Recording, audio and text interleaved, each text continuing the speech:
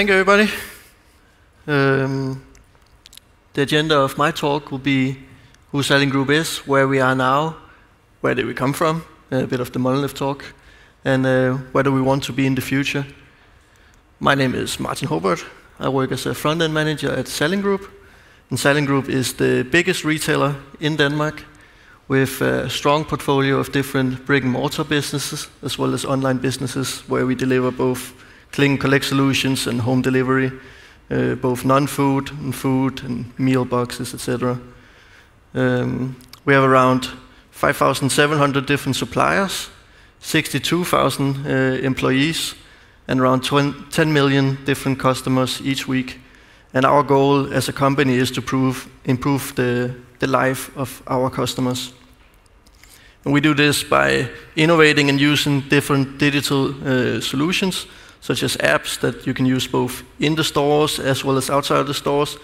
We have our click and collect solutions, like the Bilka to Go container here with robot solutions that pick your items from the back of it, where we have refrigerated and freezing units. We have our brand new smart cards that we are using or testing this week in different stores where you drop your items in and pick them out, and then it will automatically figure out what you have in your basket once you get to the cashier. You don't have to get them up on the rail and get everything scanned. Saves a lot of time, as well as our home delivery services. And the team that makes it possible is the digital team of Salling Group, where we are around 120 employees. Within that, we have the front-end team of around 20 employees, divided into 3 different sub-teams, where we focus on non-food, food, and home delivery solutions. Each project can choose their own technologies, and we learn and work together in the way that we build these shared packages that I'll get back to later, that we use across the different projects. And then we host bi-weekly knowledge sharing sessions where we figure out what's the newest hot thing within JavaScript world, such as Netlify edge functions or similar. So let's dive a little bit into the different projects that we have.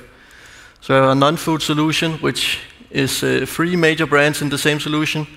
It's around 160 different stores where you can order from, either to your home or click and collect solution where you can pick up within 2 hours of your order. Has around 60,000 different products across the 3 brands. It's built with Vue and Nuxt, and it's hosted on Netlify as a fully static solution, providing the really giving the customer the fast performance that they expect. It doesn't have its own native apps, but it does have some loyalty apps that I'll get back to as well to provide a better omnichannel experience. Then we have our food side of the business, primarily working on Bilka to Go, which is our click and collect solution where you order online through the app. Then a person will go out inside the store and actually pick the groceries that you were going to pick yourself. And finally, when you arrive at the stores, you check in and you are assigned a lane that you drive to, and someone will come and put your groceries inside your trunk without you ever having to leave the car. You can also use the click and collect containers that I showed earlier, where we put those in the outer skirts of Denmark that doesn't really have the demand for a big hypermarket, but still we would like to provide the users or the clients of Denmark the possibility to shop at the same businesses as the rest in the bigger cities. It's also built with Vue and Nuxt and hosted on Netlify. It's not a fully static solution yet, but we hope to get there during the summer. Then we have our Føtex home delivery, which offers home delivery of around 10,000 different groceries at your doorstep in Greater Copenhagen. And then you can also get it delivered to different click and collect solutions or lockers around the country. It's built with React, Next.js, and hosted fully static on Netlify. It has a React Native app as well, whereas Bilka to Go has Kotlin and Swift solution for the iOS and Android applications. The benefit of using React Native here is that we can use a lot of the same logic that we do on web in our app without having to rewrite everything in a different solution. We simply have modules that we can connect and reuse most of the the logic that we already implemented.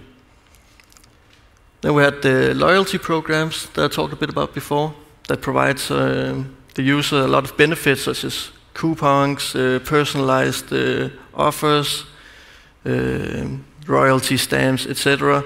And most importantly, it also supplies the users with some benefits inside the store, such as scanning the prices of each product and shopping list, and even the whole benefit of checking out everything inside the store with your phone and then just going through payment at the end without having to again put everything on the band.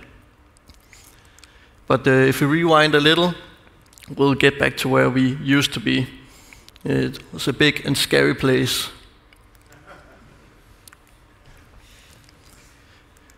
It was a monolith solution where we had the whole back end and the whole front end and everything in between gathered in one big solution, which in return provided some requests taking a long time. So we had the usual old solution where a request comes in, the server spins up and renders the whole HTML and sends it back.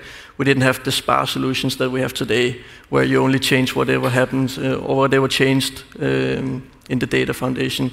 We kind of tried to fix it by using Mustache.js to give it a little bit of a sparse feeling, but it didn't quite achieve it.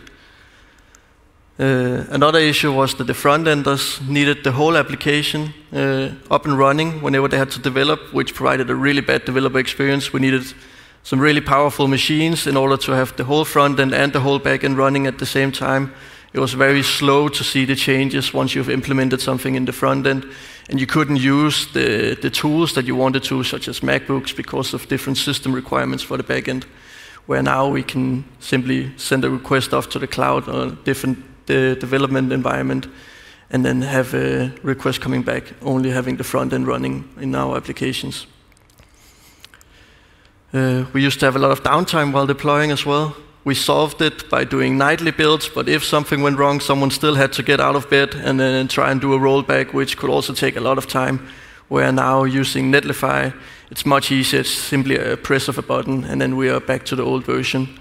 We had a lot of duplicate implementations, so we had 3 different projects doing more or less the same thing, but we weren't utilizing the fact that we could just build it together and then reuse it on the different projects.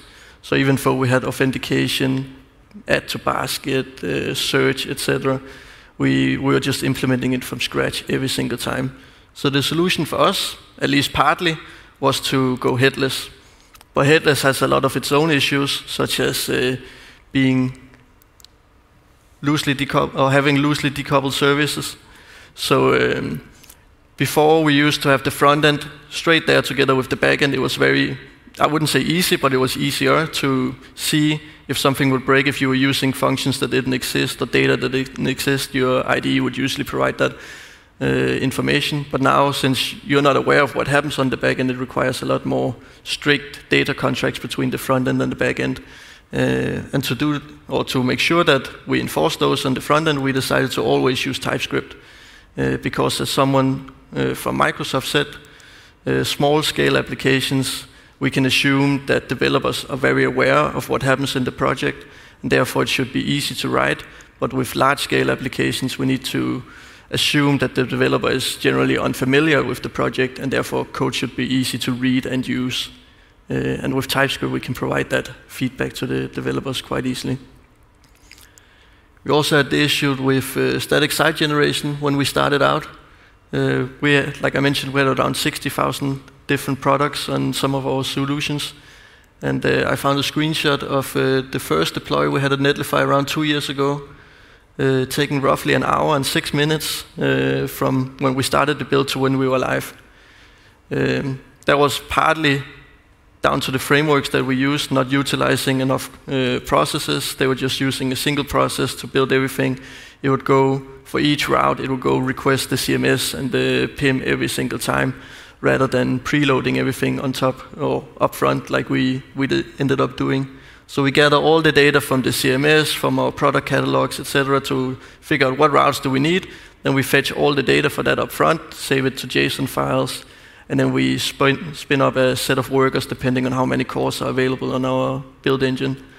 And that managed to reduce it to around 30 minutes, which is still a long time, but luckily it's only whenever we have code changes that we need to do this. The rest of the time we just do incremental builds, so if someone decides to publish some new content, we simply change that one page that changed, and rather than building the whole new site again. Then we had the issue of different implementations across projects. That wasn't solved by Headless, but it came as a part of that because we decided to do something called shared packages, where we take functionality that we share across the different projects, then we take that out of the project and build it as reusable and extendable building blocks. So in reality, it's small NPM packages that we have built. We identified around 7 different places in our application, such as search, authentication, tracking, basket, etc., where it would be quite easy to take that logic out and decouple it completely from the UI and then re-implement it as packages that we could use. And some of the benefits from that is that we could get to market a lot faster. We can implement the core features of every project very fast in new projects. It's much easier to change the underlying engines or APIs from existing projects because we have a very loose coupling, so we have a service layer and an API layer in those packages, so we can have a general search package that then can talk to different APIs such as Algolia or Solar services, etc. So changing them out becomes really, really easy. It also enables us to have a lot higher quality, because with each package having their own separation of concern, it's very easy to set up automated tests, making sure that it does exactly what it's supposed to do and not something else. It also gives us a lot more consistent behavior across the projects, as we all use the same tools that we built and described up front. And more importantly for me is that it promotes cross-project collaboration, so the team of 20 developers actually get to see and work together towards a greater goal. They work as one team rather than 3 separate teams. We avoid knowledge silos the same way, because they all know how the packages work. They all know how they're implemented on the different projects, so it's very easy for us to share the resources that we have across the different projects.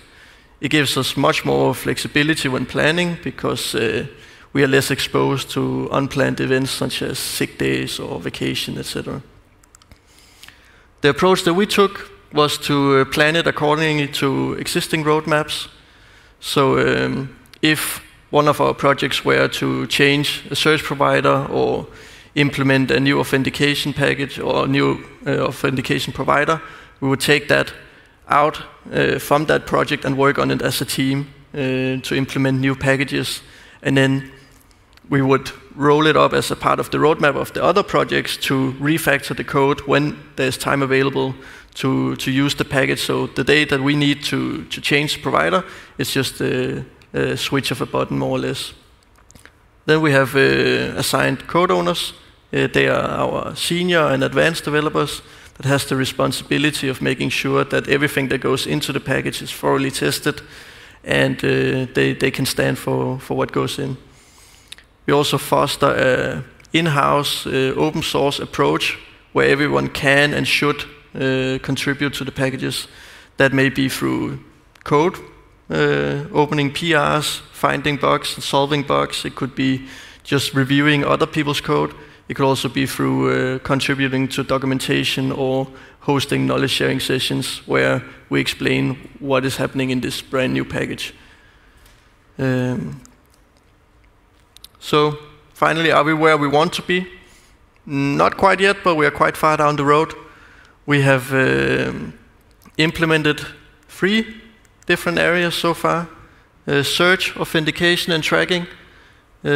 So far it's only on the web solutions as well as the native app that we have running React Native, but we are kicking off the same approach for our native apps this summer. Thank you for listening.